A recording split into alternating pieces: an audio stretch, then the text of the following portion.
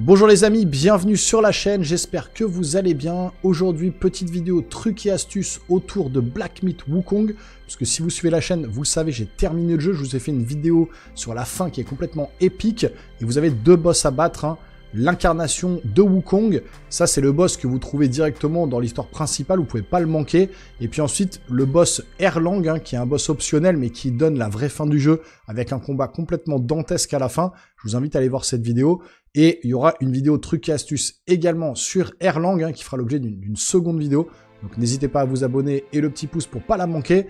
Mais là, on va partir directement sur ma technique, hein. J'ai chopé des techniques à droite à gauche sur internet. Je l'ai mêlé un petit peu à la mienne. Je vais pas vous dire que vous allez le battre facilement parce que c'est des boss très difficiles. Il faut avoir assez de concentration. Il vous faudra peut-être plusieurs essais pour y arriver. Mais la technique que je vais vous montrer avec le build que j'ai utilisé pour le combattre, eh ben, m'a permis de terrasser le boss Wukong et puis ensuite le boss Erlang. À peu près la même technique mais qui varie un petit peu. Donc, restez bien connectés, installez-vous confortablement. Je vous montre ma technique pour battre Sun Wukong à la fin du jeu Black Myth Wukong. C'est parti.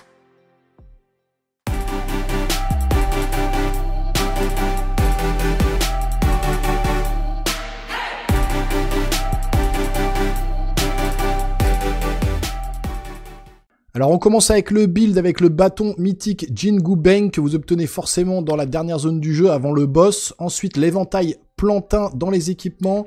On part avec l'esprit, donc la chauve-souris qui vous permet de geler les ennemis. Pour l'armure, la couronne queue de Feng dorée, pareil c'est une armure que vous obtenez forcément en fin de jeu. L'armure Suosidor aussi. Tout ça vous l'obtenez dans la dernière zone avant d'arriver au boss Wukong justement. Les brassards Dian Kui de Long. Et puis, les marche-nuages soyeux de Lotus, tout ça, c'est l'armure de Wukong, hein, l'armure ultime que vous obtenez dans la dernière partie du jeu. En termes d'équipement, toujours, vous allez mettre la cruche, le chapelet dieu de chat, et puis, en dernier, le plastron doré hérissé. Alors, ce build, ça va être un build construit autour des coups critiques pour permettre vraiment de maximiser les dégâts sur le boss. Vous prenez la gourde légendaire médicinale de Bouddha pour avoir 9 gorgées hein, en votre possession. Concernant les reliques, l'observateur opportun pour la première, pour la deuxième, le vent sifflant, pour la troisième, l'inspiration retenue, pour la quatrième, le goût rafraîchissant, et enfin pour la dernière, le corps agile. Vous mettez bien tout ce que vous voyez à l'écran, c'est important surtout pour la dernière phase du boss, la quatrième. Pour les fondamentaux, l'endurance, vous répétez, vous recopiez exactement ce que vous voyez à l'écran. L'art martiaux également, hein, vous maximisez les arts martiaux. Et puis pour la survie, voilà, vous maximisez les points de compétences que j'ai attribués ici à l'écran. N'hésitez pas à faire pause et à les mettre. Pour le posture de bâton, on va privilégier la posture d'écrasement qu'on va maximiser. Également, le posture du pilier et d'estocade, vous ne mettez rien du tout. Pour ensuite le mysticisme, vous maximisez l'immobilisation, important également, hein, pour pouvoir bloquer votre adversaire quand vous êtes un peu dans la panade, on va dire. Mirage brumeux, vous ne l'utilisez pas. Touffe de multiplicité, vous la maximisez presque, vous mettez pas tout, mais ça vous aidera si jamais vous avez besoin d'appeler justement vos compagnons. Et puis dans les transformations, privilégiez sombre abysse, hein, qui peut permettre de faire des dégâts de glace et qui est assez résistant. Donc on va passer au boss hein, juste après. J'éveille une dernière fois voilà, une compétence pour la transformation. Et puis une dernière chose, pour la gourde, ce qu'on va mettre justement dans les infusions. Vous allez choisir dans un premier temps le crépuscule des 9 cieux. Donc qui vous permet de récupérer du ki et de la concentration, et puis les semences du mont Lingtei, les graines de lotus céleste et le bourgeon de laurier. On commence tout de suite le boss avec sa première phase où ça va être le singe de pierre, pas compliqué. Là on va un peu faire la technique de l'âche, c'est-à-dire qu'avec le bâton que vous avez récupéré en fin de jeu et l'armure complète de Wukong, ça vous permet d'avoir 4 niveaux de concentration et de tourner autour du boss assez loin de lui pour pas qu'il vous attaque. Vous maximisez la concentration et une fois que vous êtes à fond, vous lâchez votre attaque qui fait des dégâts considérables sur l'ennemi. Vous répétez l'opération jusqu'à bousiller sa barre complète. Systématiquement, vous vous éloignez, vous tournez autour de lui. En faisant ça, il va pas vous attaquer. Si il vous attaque, vous faites une petite esquive et boum, vous le réattaquez par la suite. Vous continuez ça jusqu'à sa deuxième phase qui sera à peu près similaire. Là, il va s'énerver, voilà, il va taper au sol. Il faut soit l'éviter, soit le frapper. Là, j'ai pas réussi à le frapper, mais vous pouvez faire une esquive à chaque fois qu'il va frapper dans le sol et qu'il va faire ses ondes de choc. C'est pas bien compliqué. Là, pareil, vous faites une petite esquive. Là, j'ai pas réussi, mais c'est pas bien grave. Vous continuez à charger votre attaque. Et une fois qu'elle est complètement chargée, vous le frappez de toutes vos forces. Puisque avec les dégâts critiques et le build qu'on a construit, ça permet de faire des dégâts monstrueux sur l'ennemi. Vous voyez, technique un peu de lâche, hein, on se met au loin, on tourne autour. Mais au moins, pas de problème pour le combattre. Alors ne faites pas attention à l'artefact et à l'esprit qui est présent sur le combat, hein. C'est pas du tout les mêmes que je vous ai présentés en début de vidéo, mais mes enregistrements justement avec le build que je vous ai montré, alors ça varie juste pour ça, hein, juste pour l'esprit là sur cette vidéo là, hein, juste pour l'esprit et puis pour l'artefact. Mais sans quoi c'est exactement la même chose, hein. C'est juste que mon enregistrement a complètement bugué pour le combat de boss. Donc je vous mets un autre enregistrement que j'avais fait au préalable. Mais c'est exactement la même chose, hein. Pensez quand il vous frappe comme ça à reprendre des potions, à reprendre des vies. Pour la deuxième phase ça sera vraisemblablement à peu près la même chose. Sauf qu'il va attaquer un peu plus sévèrement. Mais sans quoi c'est à peu près les mêmes patterns pour le boss pour la deuxième partie. Donc là concentration encore, on tourne autour. Et puis bon là, voilà, il a explosé le sol, donc je me suis fait avoir. Mais on reste concentré, là on peut effectivement le bloquer un petit peu avec justement la compétence, le sort immobilisation. Là j'ai réussi à le combattre avant qu'il frappe au sol. Il se transforme pour sa deuxième phase cette fois-ci. Et là il va faire des attaques électriques et des attaques de glace. Et en plein milieu du combat, une fois que vous aurez vidé la moitié de son énergie, de sa barre de vie, il va se dédoubler avec un clone. Donc il y aura un clone de glace, un clone électrique. En fait, à chaque fois qu'il frappera dans le sol avec la glace ou l'électricité, il faudra à chaque fois les éviter. Là, mirage brumeux, un petit coup, j'ai balancé ma touffe de multiplicité pour occuper le boss pendant que je recharge mon bâton. Donc on continue à charger, dès qu'on peut, on le frappe. Et dès qu'il va se dédoubler, eh ben, on va faire en sorte d'attaquer un des deux personnages, un des deux boss pour le faire tomber rapidement. Ensuite, pour avoir un seul boss à abattre, à le frapper et à le combattre. Donc là, il se fait attaquer par mes clones, mais très rapidement, ils vont disparaître. On va esquiver. Là, je joue pas hyper bien parce que j'ai pas bien esquivé les coups. Donc voilà, à chaque fois qu'il frappe dans le sol, une petite esquive. Faut pas paniquer, faut prendre son temps. Il va prendre un rocher, il va le balancer. Pareil, je vais pas l'esquiver, je vais le prendre plein fer. Donc voilà, il faut vraiment faire attention à toutes ces petites attaques. Mais dans l'idée, si vous restez un peu loin et que vous faites attention, vous pouvez d'abord tout esquiver. Et une fois qu'il se calme un peu au loin comme ça, vous reconcentrez votre bâton, vous le frappez. Et là, normalement, voilà, j'ai pas pu enregistrer jusqu'au bout. Je suis désolé, mais en fait, il va se dédoubler à un moment donné. Et vous aurez face à vous deux ennemis Wukong comme ça, des deux singes de pierre. Un de glace, un de foudre. Mais faut pas paniquer, on se concentre sur un ennemi, on le tue. Et une fois qu'il est tombé grâce à la même technique, à la concentration du bâton, on s'occupe du deuxième. Et puis, ça vous permettra de le faire tomber et de passer cette fois-ci à la troisième phase. Donc vous avez un point de sauvegarde après la phase 2, donc si vous mourrez à la phase 3, vous recommencez directement à cette phase 3, vous n'avez pas besoin de vous retaper les deux premières phases, c'est plutôt cool. Donc là on va faire la même chose, hein, pour la phase 3, on va concentrer son bâton avec les 4 points de méditation, hein, toujours grâce au build que je vous ai conseillé, donc l'armure complète de Wukong et le bâton que vous obtenez donc, dans la zone, la dernière zone du jeu, que vous ne pouvez pas manquer. Donc pareil, on tourne autour du personnage, on concentre son bâton, et on l'attaque systématiquement, hein, dès que c'est possible, boum, dès qu'on peut, on s'éloigne, on se concentre, on essaye d'éviter ses attaques. Quand il est loin, normalement, il va pas vous attaquer, hein, il va marcher tout doucement vers vous.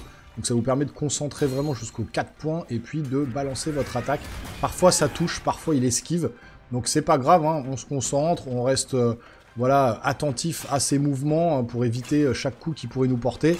Et on continue à maximiser les dégâts en concentration avec les 4 points. Boum, on l'attaque, on le frappe, vous voyez les dégâts que ça fait avec les coups critiques, ça quand même, ça lui enlève quand même pas mal de vie à chaque coup porté. Là, il va monter avec son bâton, on continue, c'est pas grave, vous continuez, et là, il va vous faire une petite attaque, mais vous arrivez à le frapper encore une fois. Vous voyez que sa vie baisse vraiment drastiquement avec cette technique. Là, il va m'enchaîner un petit peu, parce que voilà, il était proche de moi, il se dit merde, il est en train de me dégommer, je vais me venger un petit peu, voilà, quelques petits coups, c'est pas très grave, il lance son bâton de temps en temps. Faut essayer de l'esquiver, là, ce que j'ai pas pu réussir, j'ai pas réussi à le faire. Donc on continue, on concentre son bâton. Encore une fois, une attaque, boum, boum. Là, je suis bientôt à bout de la 3e phase, hein. Vous voyez que sa vie est quand même descendue très très vite. On reste concentré, on continue à utiliser la concentration, les 4 points au maximum. On y va, on frappe. Là, il esquive, mais j'arrive à le frapper avec le dernier coup. Et là, c'est parti. Il va nous enchaîner dans une petite cinématique assez sympathique. Et il va faire en sorte, en fait, ce qui va se passer, c'est que cette fois-ci, il va récupérer toute la magie qu'on a obtenue au fur et à mesure du jeu, les reliques, etc. Il va nous les absorber. Et du coup, on n'aura plus ce pouvoir de concentration qu'on avait avec les 4 points de concentration. Et donc, c'est là que la technique que je vous ai proposée... en tout cas, le build que je vous ai proposé en début de vidéo va nous servir avec l'éventail et puis la chauve-souris pour glacer le personnage, glacer l'ennemi. C'est là que ça va prendre tout son sens. Jusque-là, on a utilisé la technique de fourbe avec la concentration du bâton. Mais là, on n'a plus cette possibilité-là. Donc, on va devoir faire autrement. Et donc, c'est là que la 4e phase va commencer. Une phase qui est quand même bien compliquée, je vous avoue. Il faut rester patient, il faut être attentif au coup qu'il va donner. Parce que c'est pas une phase vraiment facile, hein, elle est même assez compliquée. Mais jusque-là, vous avez vu, vous avez réussi à passer les 3 phases normalement assez facilement avec la concentration du bâton. Mais là, on passe sur un autre level, et cette fois-ci, on est en face du vrai Wukong. Et donc, la 4e phase commence. Un petit mirage brumeux, puisqu'il attaque avec une énorme attaque au début, on le frappe, on donne quelques petits coups. Là, du coup, il va faire donc, son cercle de feu, un coup assez important aussi avec son bâton. On fait attention de justement l'éviter. On balance l'éventail avec la tornade, on le frappe un petit peu, ce qui le fait reculer un petit peu. Et dès que le vent va se terminer, dès que vous voyez que la relique va se terminer, vous balancez votre esprit, vous gelez donc l'ennemi, vous foncez sur lui, le bâton tournoyant pour monter, maximiser, vous voyez, vos points de concentration. Et là, une fois que vous êtes à fond, vous pouvez appuyer sur triangle pour utiliser votre bâton et boum, lui faire un gros dégât aussi sur sa barre de vie. Donc vous continuez comme ça, une petite potion parce que là il m'a touché. Je l'ai immobilisé mais très vite. Il esquive toutes les magies, c'est assez compliqué, c'est pour ça qu'on les utilise pas trop dans le jeu. Là pareil, j'ai pas réussi à le reloquer, donc ça c'est fait. Il va m'esquiver, là on prend son temps, on esquive ses attaques. Parce que là il va enchaîner un petit peu avec tous les coups qu'il peut porter. Donc on panique pas, on fait attention, on se remet, on se régène un petit peu. Donc le but, encore une fois, mirage brumeux, on le frappe. Le but, c'est d'augmenter en fait son esprit et sa relique pour pouvoir la réutiliser et rebalancer en fait l'éventail pour refaire la même technique. Là, je me suis transformé. N'hésitez pas à utiliser votre transformation, ça vous permet de temporiser, de subir des dégâts sans que Wukong, enfin sans que le héros puisse prendre des dégâts. Donc là, c'est parti, hein, on attaque comme on peut, on esquive, on donne des coups. S'il prend des coups, l'invocation, c'est pas très important. Le principal, c'est effectivement d'essayer de le frapper un petit peu pour qu'il perde un petit peu de vie, hein, c'est toujours ça de prix. Là, j'ai essayé de le geler, ça n'a pas forcément fonctionné. Mon personnage revient sur l'écran. On voit que la relique est toujours pas disponible, ni l'esprit. Donc le but, c'est ça. Là, je vais concentrer mon attaque. Je vais en profiter puisqu'il attaque pas. Donc je vais en profiter pour essayer de lui mettre un petit coup, voilà. Tant qu'il est stable, qu'il bouge pas, qu'il est, voilà, qui vous toise un peu du regard et qui vous attaque pas, bah profitez-en pour concentrer votre attaque et le frapper un petit peu, ça fait toujours quelques dégâts sur le boss. Là, j'ai pas réussi à le toucher, surtout esquiver cette attaque, voilà, avec le bâton en rouge. J'ai réussi à l'immobiliser là, et ça me permet de le frapper de temps en temps, lui faire perdre un petit peu de vie. Le cercle de feu activé, j'ai mon éventail qui est disponible, je le balance sur l'ennemi. Ça permet donc à la tornade de le faire paniquer, hein, le boss, hein, il n'arrive plus à m'attaquer, j'en profite pour donner quelques petits coups. Et puis je vais le geler par la suite, mais je crois que ça va pas fonctionner, voilà, ici il va se mettre en l'air. Donc c'est des choses qui arrivent, si c'est pas le cas, c'est pas grave, il va être au sol, vous recommencez. Mais normalement ça fonctionne, là il a sauté, normalement il aurait pas dû. Mais bon, ça fonctionne systématiquement, j'avais quand même réussi à augmenter mes points de concentration, donc ça m'a permis de le frapper quand même et de lui faire perdre pas mal de vie. Là on esquive, le mirage brumeux ça sert toujours hein, quand vous êtes en panique un petit peu, vous utilisez le mirage brumeux pour esquiver ses attaques, ça sert toujours. Donc si vous voulez dans les points de concentration, vous pouvez aussi, dans les points attribués, plutôt que de le mettre dans les touffes de multiplicité, vous pouvez le mettre dans le mirage brumeux, hein. Vous pouvez changer un peu à votre guise de ce côté-là. Là, on esquive son coup, toujours pareil, j'attends que mon éventail et mon esprit remontent au niveau des capacités. Et donc là, le mirage brumeux, je frappe, ça le déstabilise un peu, j'en profite pour essayer de monter un peu ma barre. Le nuage, on esquive, parce que s'il vous attrape, ça fait quand même pas mal de dégâts. On esquive tous ses coups, hein, on prend son temps, on panique pas. Je vous avoue que là, j'étais un peu en panique, j'avais plus beaucoup de gorgées, là, je vais les boire. Et au final, il va quand même pas mal m'attaquer sur la fin. Mais c'est dans ces moments-là qu'il faut pas paniquer, il faut garder son calme, faut pas attaquer comme un bourrin. Là, j'essaye de récupérer, voilà, mon attaque, ma spéciale, pour pouvoir l'attaquer. Une petite gorgée, hein, faut toujours prendre son temps. Et là, boum, je vais l'attaquer. Mais malheureusement, comme par hasard, il est sur son pilier. Donc vraiment, il a décidé d'en découdre avec moi, hein. Il veut vraiment pas se laisser toucher. Donc là j'en profite, hein. Il était un petit peu bloqué au sol. Donc je le frappe. Derrière mon éventail est disponible comme vous le voyez, je vais pouvoir le réutiliser. Donc là il me frappe encore une fois, je vais utiliser ma gourde. Voilà, pas de panique, là cette fois-ci j'ai les deux, l'esprit et l'éventail. Je vais l'utiliser, c'est parti. Ça va le toucher, on va le frapper un petit peu, ça lui fait perdre un petit peu de vie. Là, on voit que ça descend, je vais un peu paniquer, je vais balancer quand même toujours la même technique. Une fois que l'éventail est terminé, je balance le froid glacial, mais malheureusement, ça l'a pas touché puisqu'il a activé son cercle de feu à ce moment-là. Il lui reste plus beaucoup de vie, j'ai plus de gourde. Une petite attaque encore avec le mirage brumeux. Et puis derrière, je vais me transformer. Et là, c'est parti, il me restait une transformation. Donc j'ai un peu galéré de ce côté-là. Mais au final, le dernier coup va venir maintenant. Il va foncer sur moi et boum, dernier coup. Le Wukong est battu. Je vous avoue que j'en ai chié sur cette run. Après, je vous ai pas montré les meilleures images. Je suis désolé, c'est vrai que j'ai eu un problème d'enregistrement au niveau de la PS5. Donc j'aurais voulu vous montrer d'autres images avec une run peut-être un peu plus intéressante. Mais c'est la seule fois où j'ai réussi à le battre. Donc de toute façon, c'était cette run qu'il fallait que je vous montre. Encore une fois, hein, la même technique, toujours pareil. On l'attaque. On lui balance la tornade.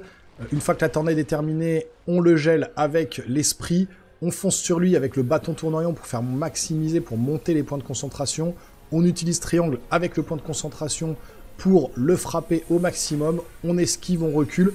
On esquive certaines de ses attaques. Quand on peut l'immobiliser pour essayer de faire monter encore sa barre. On prend des gorgées de temps en temps de notre gourde pour augmenter les reliques et puis les invocations, hein, les esprits. Vraiment, c'est avec le build que je vous ai montré en début de vidéo, c'est ce qui vous permet vraiment de maximiser les dégâts critiques et d'augmenter la recharge de l'esprit et la recharge de la relique. Donc voilà, c'est vraiment ça qu'il faut faire. Et puis derrière, voilà, garder son calme, esquiver quand on peut.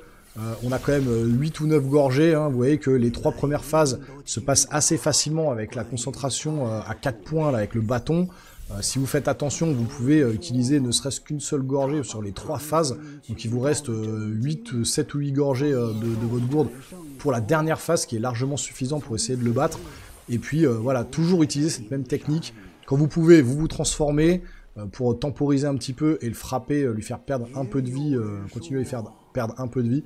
Donc voilà, c'est une technique qui fonctionne. C'est peut-être pas forcément la plus méritante, on va dire, parce que voilà, les 3 premières phases, c'est un peu une technique de l'âge. Vous êtes un peu au loin et vous maximisez avec les points de concentration pour le frapper à distance. Mais franchement, si vous voulez pas vous prendre la tête, c'est une des solutions qui fonctionne et ça fait partie du jeu, donc il n'y a pas de honte à faire comme ça. Moi, j'ai kiffé en tout cas l'expérience. J'espère que cette vidéo vous a plu. Si c'est le cas, vous savez ce qu'il faut faire. Vous abonner, activer la petite cloche, lâcher le gros pouce en l'air et puis la notification importante puisque la prochaine vidéo, ça sera le combat contre Erlang avec une technique qui est assez similaire, vous allez voir, mais il a des phases d'attaque qui sont un peu plus compliquées. Je trouve que Erlang m'a donné beaucoup plus de fil à retordre que Wukong. En tout cas, vous avez la vidéo complète donc pour vous aider. J'espère que ce sera utile pour vous. Donc on se revoit très bientôt sur une nouvelle vidéo les geeks. Portez-vous bien. Ciao, ciao.